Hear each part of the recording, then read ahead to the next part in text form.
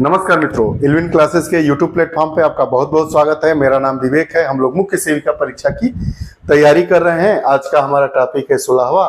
ये हमारा मतलब पाठ्यक्रम अब समाप्ति की तरफ है। जैसे ही पाठ्यक्रम हमारा 3-4 दिनों में समाप्त हो जाएगा, उसके बाद हम अभ्यास प्रश्नों की एक महत्वपूर्ण और बहुत ही जोरदार श्रृंखला लेकर प्रस्तुत होंगे।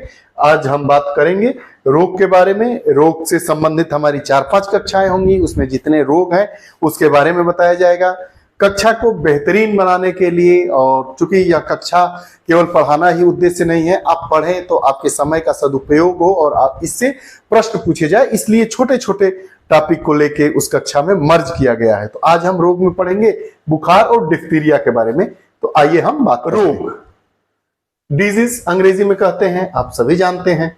बुखार, फीवर, डिप्थीरिया क्या होता है इसके बारे में जान लेते हैं। पूछा जाता है बुखार, फीवर, जब मानव शरीर का तापमान, अब जानते हैं बुखार मतलब क्या होता है, जब वो जो हमारा सामान्य टेम्परेचर है शरीर का उससे ज्यादा हो जाता है टेम्परेचर, तो उसे बुखार की संज्ञा दी जाती है। तो वह ज्वर या बुखार कहलाता है। यह प्राय 99 डिग्री फ़ारेनहाइट या इससे अधिक होता है। एक वयस्क स्वस्थ व्यक्ति के शरीर का सामान्य तापमान 97.6 डिग्री फ़ारेनहाइट से लेके 98.6 डिग्री फ़ारेनहाइट तक होता है। ये मोस्ट इंपॉर्टेंट है, पूछा जाता है। बगल का तापमान मुख के तापमान की अपेक्षा, आप देखे होंगे कि अगर आप जाते हैं बुखार हुआ है तो डॉक्टर जो थर्मामीटर लगाता है, एक तो बगल, ये दोनों बाँ और सीने के बीच में जो वाला जो ये हिस्सा है, यहाँ पे थर्मामीटर लगाता है, या तो मुंह में थर्मामीटर लगा के हमारे शरीर का टेम्परेचर जानने का प्रयास करता है कि इसको बुखार है, कितना बुखार है, जो सामान्य हमारे शरीर का तापमान है उससे ज्यादा है या उससे कम है। तो व्यक्ति का जब सामान्य टेम्परेचर क्या होता है 97.6 डिग्री फ़ारेनहाइट से 98.6 डिग्री। बगल का तापमान मुख के तापमान से थोड़ा कम रहता है। यदि किसी व्यक्ति का तापमान 104 डिग्री फ़ारेनहाइट है तो इसका अर्थ हुआ कि उसे 40 डिग्री बुखार है।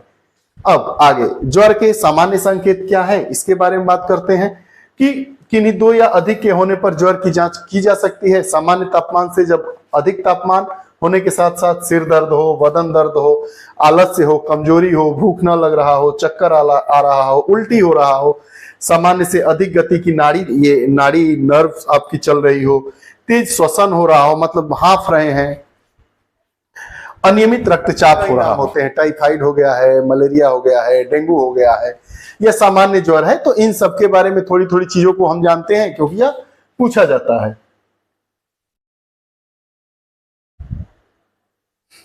विभिन्न प्रकार के ज्वर और उनकी समयावधि, duration of different types of fever.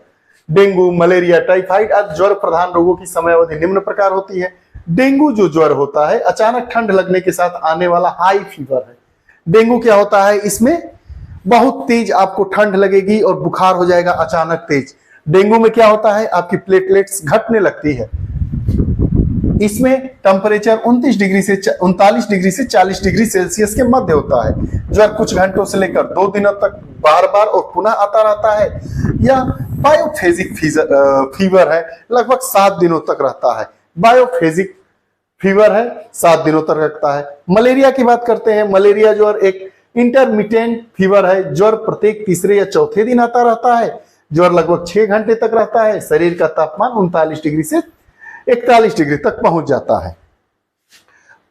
Typhoid ज्वर क्या होता है, टाइफाइड ज्वर या टिपिकल कंटिन्यूअस फीवर है जो 3 से 4 सप्ताह तक रहता है। टाइफाइड आप देखते होंगे कि जब डॉक्टर टाइफाइड हुआ रहता है, जांच के बाद पता चलता है तो आपको 3-4 हफ्ते की दवा दी जाती है।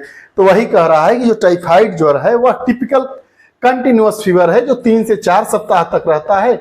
ज्वर स्टेप लैडर फैशन में बढ़ता है, जब सुबह कम और शाम को अधिक होता है। इसकी शुरुआत गुप्त होती है, धीरे धीरे मन सुस्त होने लगेगा। सुबह में थोड़ा सा कम टेम्परेचर रहेगा शरीर का और रात होते होते बहुत तेज शरीर का तापमान हो जाएगा। टाइफाइड का लक्षण है। मीजल्स ज्वर होता है, यह अचानक आने वाला तेज बुखार है जिसकी प्रकृति सतत ज्वर की होती है। ज्वर 2 से 5 दिनों तक रहता है। ज्वर के साथ खांसी, जुकाम, त्वचा पर दाने और काप्लिक स्पॉट पाए जाते हैं। जो मीजल्स ज्वर होता है उसमें क्या पाए जाते हैं, काप्लिक स्पॉट हो जाते हैं, त्वचा पे दाने हो जाते हैं। ज्वर के साथ खांसी होता है, जुकाम होता है। आगे आइए देखते हैं। बच्चों में होने वाला तीव्र सतत ज्वर है जो 3 दिन तक रहता है, इसे लो ग्रेड फीवर कहते हैं। मम्स हल्का ज्वर होता है जिसमें पेरोटिड ग्लैंड्स बड़ी हो जाती है और कानों में दर्द होता है। ज्वर 3 से 5 दिन। एक ऐसा ज्वर होता है ममल्स ज्वर, जिसमें कानों में दर्द होने लगता है। आगे इन्फ्लुएंजा। इस रोग में ज्वर अचानक ठंड लगने के साथ खांसी, गला खराब, पेशी दर्द, इन्फ्लुएंजा बुखार कहते हैं, 1 से 5 दिन तक रहता है।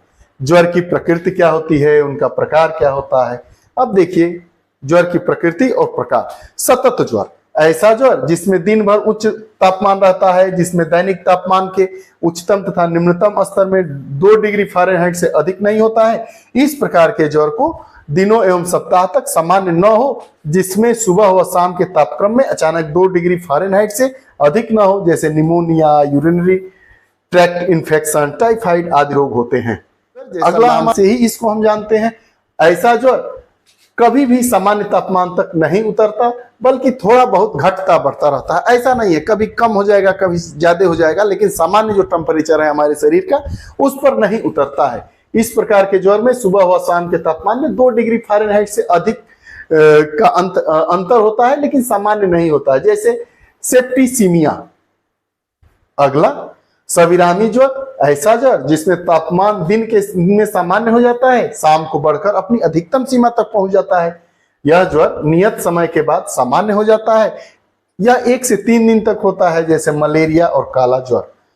प्रलेपक या यक्षमक ज्वर या दोलायमान ज्वर, एक प्रकार का ज्वर जिसमें उच्चतम तथा निम्नतम तापमान के बीच में अंतर अत्यंत अधिक हो जाता है। ज्वर के समय चेहरा तमतमाया हुआ लाल हो जाता है। प्रलेपक ज्वर देखे होंगे कि जैसे बुखार होता है तो व्यक्ति का चेहरा, रोगी का चेहरा, जो बुखार से पीड़ित है उसका चेहरा एकदम लाल हो जाता है,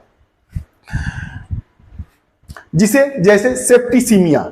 अगला विलोम ज्वर। इस प्रकार के ज्वर में तापक्रम सुबह अधिक शाम को कम रहता है। विलोम ज्वर में क्या होता है पूछ देगा, तो शरीर में तापक्रम सुबह में ज्यादा रात को कम हो जाता है, जो लंबे सामान्य समय के बाद पुनः आता है और प्रत्येक बार 5 से 7 दिन तक रहता है। इस प्रकार के ज्वर को पुनरावर्ती ज्वर कहते हैं। पुनरावर्ती ज्वर मतलब बार बार पुनरावृत्ति हो, दोहराव हो, ऐसा ज्वर जो लंबे सामान्य समय के बाद पुनः आ जाता है। शीघ्र ह्रास ज्वर। इस प्रकार के ज्वर में अधिक तापक्रम का कुछ घंटों से कुछ दिनों में ही सामान्य हो जाना तय है, यह शीघ्र ह्रास ज्वर कहलाता है। उपशमन ज्वर। उपशमन ज्वर इस प्रकार के ज्वर में तापमान धीरे धीरे चढ़ता है और धीरे धीरे उतरकर सामान्य होता है। इसे सामान्य होने में 2 दिन से 1 सप्ताह का समय लग जाता है। असामान्य तापक्रम, जिस रोग में शरीर का तापमान सामान्य से कम हो जाता है उसे असामान्य तापक्रम कहते हैं। शीतकम, अचानक से कपकपी देकर शरीर का तापक्रम अति ज्वर की स्थिति तक बढ़ जाता है, जिसे शीतकंप कहते हैं। अचानक धीरे धीरे तुरंत एकदम ठंडा लगने लगेगा, चाहे गर्मी का भी दिन हो आपको कंबल ओढ़ना पड़ेगा, उसको क्या कहते हैं, शीतकंप बुखार। शीतकंप बुखार मतलब अचानक कपकपी के साथ आपको बुखार हो जाएगा, बहुत ज्यादा आपका टेम्परेचर हो जाएगा शरीर का, सामान्य ताप जितना नॉर्मल होता है उससे ज्यादा, जैसे मलेरिया में होता है। इस प्रकार के ज्वर में शरीर का तापक्रम 103 डिग्री फ़ारेनहाइट से 105 डिग्री फ़ारेनहाइट के बीच में रहता है। अति ज्वर, इस प्रकार के ज्वर में शरीर का तापक्रम 40.6 डिग्री सेल्सियस या 105 डिग्री फ़ारेनहाइट से अधिक होता है। सीमित ज्वर, इसमें शरीर का तापमान 100 डिग्री फ़ारेनहाइट से 103 डिग्री फ़ारेनहाइट होता है। अगर बात करेंगे सेल्सियस में तो 37.8 डिग्री सेल्सियस से 39.4 डिग्री सेल्सियस तक होता है। उसके बाद निम्न ज्वर, इसमें शरीर का टेम्परेचर 99 डिग्री फ़ारेनहाइट से 100 डिग्री फ़ारेनहाइट होता है। और अगर सेल्सियस में बात करेंगे तो 37.2 सेल्सियस से 37.8 डिग्री सेल्सियस की सीमा के अंतर्गत ही रहता है। जो अनियमित ज्वर, इस प्रकार के ज्वर का तापमान अनियमित होता है, जिसे किसी विशेष वर्ग में वर्णित नहीं कर सकते हैं। यह सभी प्रकार के ज्वरों का मिश्रण भी हो सकता है। अब बात करेंगे ज्वर के क्या कारण। नियामक प्रणाली का उच्च ताप पर क्रियान्वित होना, कोई संक्रमण होना जैसे वायरल, बैक्टीरियल, फंगल इत्यादि, किसी शल्कीय चोट के कारण कोई आपकी हड्डी टूट गई हो या कोई बात हो गया, वाहिनी संबंधी कारण हो सकते हैं, रक्तोदक या टीका लगने पर भी आप देखते हैं, जैसे कहा जा रहा था कि अगर किसी को कोरोना का वैक्सीन लग गया, कोविड वैक्सीन लग गया है, तो अगर बुखार आ गया तो समझिए कि वैक्सीन काम कर गई। तो या आप जाते होंगे, बच्चों का टीका लगता है, बच्चों को टीका लगवाया जाता है, तो टीका लगने के बाद बुखार आ जाता है। तो वही बता रहा है कि एक टीका लगना भी बुखार आने का कारण है। अंतर्स्रावी कारण भी है, किसी प्रकार का प्रदाह या चोट भी लग जाता है तो हमारे जो शरीर का टेम्परेचर बढ़ जाता है, जिसे ज्वर की संज्ञा दी जाती है। अब आगे, ज्वर से प्रभावित विभिन्न शारीरिक तंत्र है। ज्वर से कौन कौन से तंत्र प्रभावित होते हैं? Various body system affected by fever. आइए इस पर भी बात कर। बढ़ी हुई नाड़ी गति व हृदय की धड़कन, श्वसन तंत्र तेज, उथला श्वसन, मूत्रोसर्जन तंत्र, मूत्र की घटी हुई मात्रा, मूत्र त्यागने में जलन होगा, गहरे रंग का मूत्र होगा। आप देखेंगे तो जब यूरिन का रंग आपका कैसा हो जाएगा? पीले कलर का हो जाएगा, कम मात्रा में होगा। वही सब बात कह रहा है। आगे, तंत्रिका तंत्र, सिर दर्द, बेचैनी, चिड़चिड़ापन, अनिद्रा, अक्षेप, प्रलाप, बड़बड़ाना। पाचन तंत्र में कमी आ जाती है, पचने वाली चीजें थोड़ी सी कम पचती है, इसीलिए जब बुखार होता है तो क्या दिया जाता है? हल्का खाना दिया जाता है। मुंह बार बार सूखेगा, अपाचन होगा, अतिसार होगा, क्षुधानाश होगा, वमन होगा, मन मितलाएगा। पेशीय कंकाल तंत्र, बेचैनी, थकान, शरीर में दर्द, जोड़ों में दर्द होगा। त्वचीय तंत्र, अधिक पसीना आएगा, गर्म चौंधे होंगे, रोंगटे खड़े होगा, ठंड से आप कांप भी सकते हैं। ये रही बुखार से जुड़ी हुई बातें। फेवर कितने प्रकार का होता है, उससे बचाव के क्या कारण है, किन कारणों से बुखार होता है। अब हमारा आज संचारी रोग, मतलब फैलने वाला, संचार करेगा, जो फैलेगा। दो प्रकार के रोग होते हैं, एक संचारी और एक गैर संचारी। तो ये संचारी रोगों की श्रेणी में आता है, जो कोरोनोबैक्टीरियम नामक जीवाणु के कारण होता है। प्रश्न ये पूछेगा कि डिप्थीरिया किस बैक्टीरिया के कारण होता है? तो कोरोनी बैक्टीरियम नामक जो जीवाणु है के कारण होता है। यह रोग मुख्य रूप से गले में टांसिल को तथा नाक को प्रभावित करता है। आप देखे होंगे कि गले में टांसिल बढ़ जाता है, नाक प्रभावित होती है, तो डिप्थीरिया का प्रमुख यही कारण है। एक स्थान पर एक भूरे सफेद रंग की झिल्ली बन जाती है। इसका जीवाणु एक शक्तिशाली विष पैदा करता है। यह रोग तंत्रिका तंत्र प्रणाली व हृदय को प्रभावित करता है। पूछेगा कि डिप्थीरिया किसको प्रभावित करता है? तो जो हमारा नर्वस सिस्टम है, तंत्रिका तंत्र और हृदय को, दोनों को प्रभावित करता है। पूछेगा कि किस जीवाणु के कारण होता है डिप्थीरिया? तो कोरोनी बैक्टीरियम नामक जीवाणु है। अब डिप्थीरिया के जानपदिक तत्व कौन कौन से हैं? एपिडेमियोलॉजिकल एलिमेंट्स ऑफ डिप्थीरिया, तत्व कौन कौन से हैं? डिप्थीरिया एक शक्तिशाली बहिर्जित विष तैयार करता है। संक्रमण के स्रोत, डिप्थीरिया के रोगी डिप्थीरिया के वाहक ही होते हैं। यह अधिकतर 5 से 8 वर्ष के आयु के लोगों को होता है। संक्रामक पदार्थ, नाक तथा गले से इसका स्राव होता है। संक्रमण अवधि कितने दिन की होती है? रोग के शुरू होने से 14 से 28 दिन तक एक वाहक अधिक समय तक काम पर रह सकता है। 5 वर्ष की उम्र तक यह ज्यादातर 2 से 5 वर्ष के बच्चों में एक गंभीर बीमारी के रूप में है। नवजात शिशु माता से प्राप्त रोग प्रतिरक्षण के कारण इस रोग से प्रभावित नहीं होते हैं। संचारण विधि क्या है? सीधा संपर्क में आएंगे, बिंदुनक संक्रमण होगा, जो खांसने, छींकने व चुंबन से होता है। जैसे हम नाक से छींकते हैं तो पानी निकलता है, उसी की ये बात कर रहा है। अप्रत्यक्ष संपर्क संक्रमणीय पदार्थों तथा संदूषित वस्तुओं तथा बर्तन, तौलिए, रुमाल, थर्मामीटर, खिलौने, पेंसिल के प्रयोग से होता है। डिप्थीरिया से बचाव के क्या क्या उपाय हैं, आइए देखते हैं। स्थानीय स्वास्थ्य अधिकारी को सूचना देनी चाहिए। रोगी को दूसरे कमरे में रखना व उपचार करना चाहिए। रोगी की सभी वस्तुएं, कपड़े जो कि रोगी के संपर्क में, उन्हें गर्म पानी में उबालना चाहिए। कमरे की खिड़कियां खुली होनी चाहिए, ताजी हवा रोशनी आए कमरे में। जो बच्चे रोगी के संपर्क में है, उन्हें 500 से 1000 अंतर्राष्ट्रीय इकाई का सेवन कराकर उन्हें परिरक्षित करना चाहिए। जो अंतर्राष्ट्रीय इकाई के अनुसार जो दवाइयां हैं उनको बता रहा है। डिप्थीरिया के उपचार, डिप्थीरिया के उपचार के लिए बहुत महत्वपूर्ण है रोग प्रतिरक्षण, मतलब हम अपने इम्यून सिस्टम को मजबूत करें। जब बच्चा 3 माह का है, उसका रोग प्रतिरक्षण अच्छी प्रकार से हो सकता है। बच्चों को डीपीटी के 3 टीके लगाए जाते हैं।